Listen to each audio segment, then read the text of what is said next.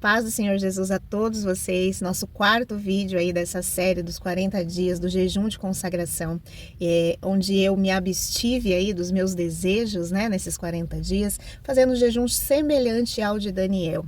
E foi uma bênção, né, estou aí, vou colher, eu creio, os frutos desse processo, colhi durante e creio que a promessa que Deus fez irá se cumprir. E hoje nós vamos falar aí dos gatilhos mentais, né, das chaves mentais que eu recebi neste processo.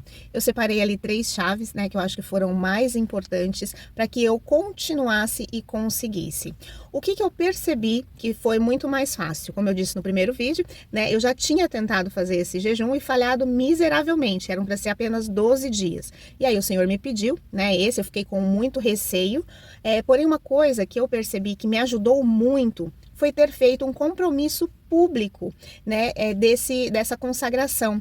Eu avisei as pessoas que estavam no meu trabalho, né, que eu iria entrar neste processo e elas me ajudaram muito, né, minhas amigas do trabalho foram muito legais comigo, me ajudaram muito, me deram apoio.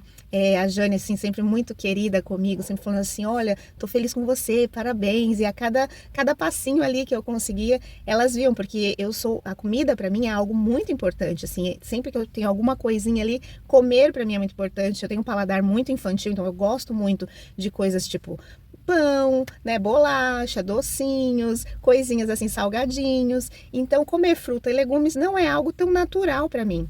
Então elas me ajudaram muito. Então esse compromisso público, seja no Instagram, que eu postava todos os dias, né, do 1 ao 40, ali a motivação do dia, uma palavra, alguma coisinha, ou no meu trabalho, me ajudou muito. Então, se você entrar, às vezes você tem muita dificuldade, eu acho que assumir um compromisso público ajuda. Por quê? Porque a sua mente fica com aquilo, de querer ser validado também, né? Mesmo que de forma inconsciente, você meio que quer se provar que você consegue também. Então, assumir um compromisso público, eu acho que foi a primeira chave que eu percebi da importância. Não sei se você vai fazer um jejum de consagração ou não, o Espírito Santo ajuda, com certeza, mas quando você vai fazer algo e você assume esse compromisso, as coisas ficam um pouco mais fáceis, porque você tem ali um outro mecanismo, que é o mecanismo da compensação, do provar, né, para o outro que você conseguiu e de receber em troca, né, aquele elogio, né? Nós somos aí comportamentais, então o compromisso público ajuda porque tem uma validação extra, além da sua validação pessoal, né? Porque às vezes a gente tá meio triste, vai ter o dia que você fica meio ali desanimado, e se for apenas um compromisso com você, se você não tiver aquele amor próprio assim, totalmente validado, aquela autoconfiança 100%, você pode falhar. Então você tendo ali um plus, né? Além do seu próprio compromisso com você, com Deus, você também assumir um compromisso público com alguém, eu acho que valida muito. Então essa é uma chave, pega essa chave, assumir um compromisso público facilita que você continue o processo ali, tá? Então essa é a primeira chave.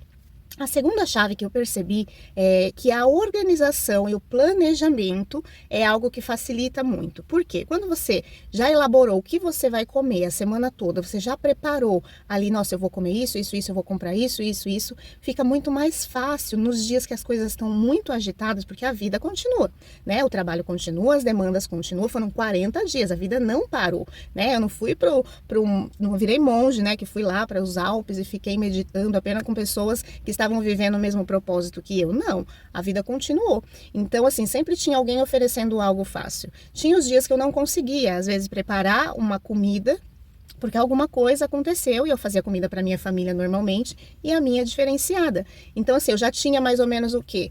No mercado tal, vende isso que eu posso comer, né? Então, assim, eu sei que se eu passar na quitanda e cozinhar, porque tem fogão no meu serviço, ali o legumes rapidinho com um ovo, porque eu podia comer um ovo por dia, dá uma refeição, uma omelete. Então, sempre ter esse planejamento, e para quando fugir do planejamento, isso é a organização, né? Porque as coisas podem fugir do planejamento e você já ter organizado os lugares e as coisas que vão facilitar. Então, eu tracei todo o plano dentro da minha cabeça.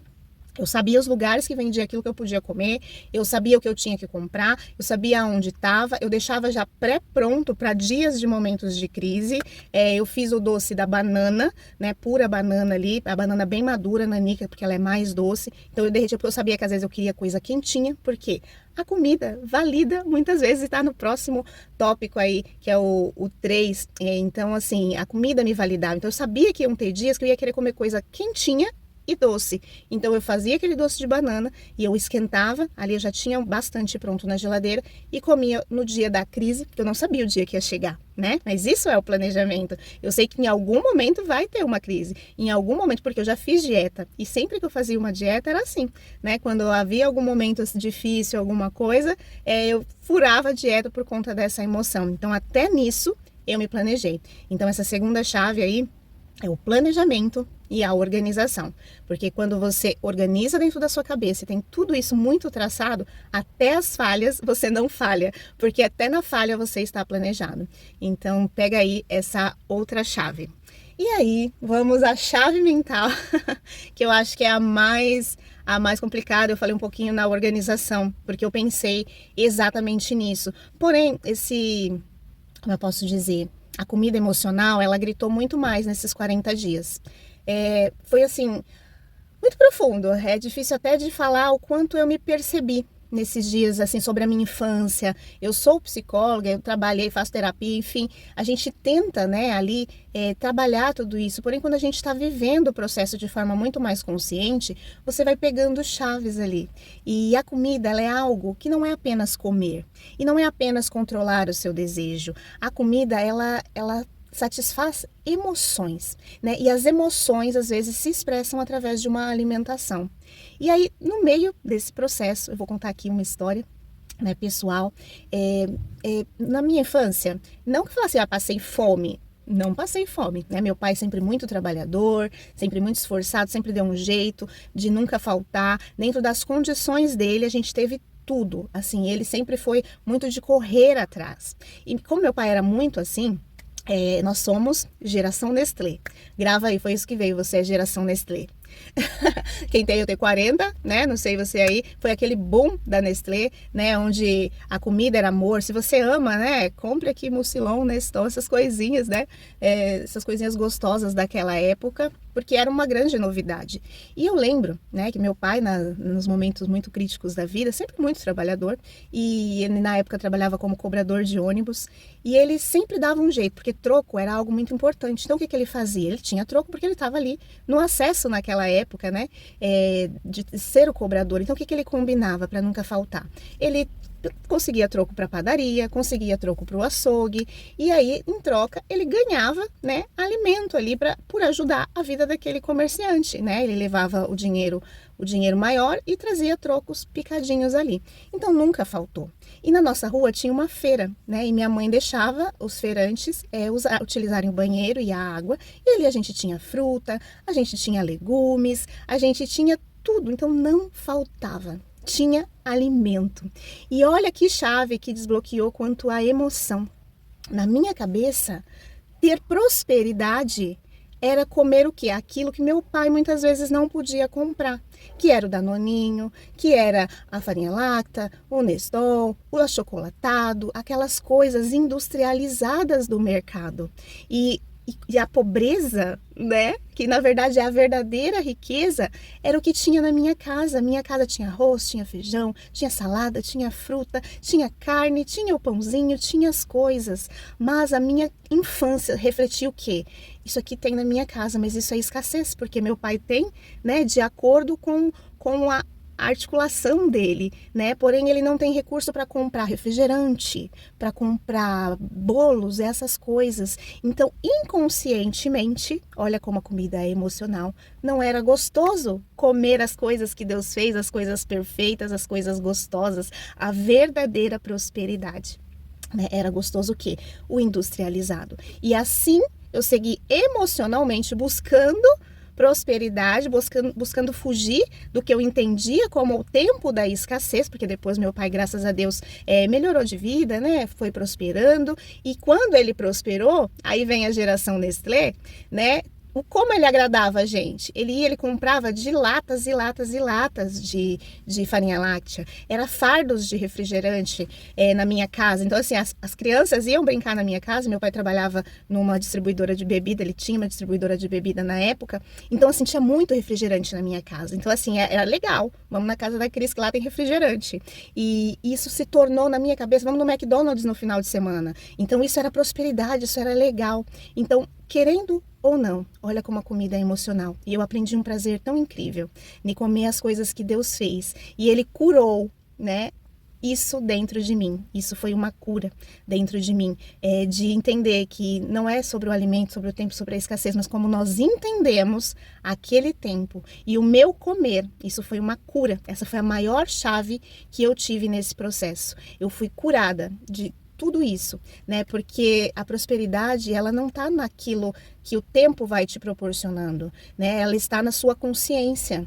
E eu travei ali, porque para mim ser próspero, ser feliz, coisa boa, é comer essas coisas industrializadas, é ir comer no McDonald's, é ir no shopping e comer um bolo. Então, isso se tornou de alguma forma, tipo assim, não estou vivendo o problema, né? Então, minhas fugas era tipo assim, ainda que o problema existe, porque ele não foi embora, mas assim, saí, né? Fiz o plus, fui ali comer um lanche fora.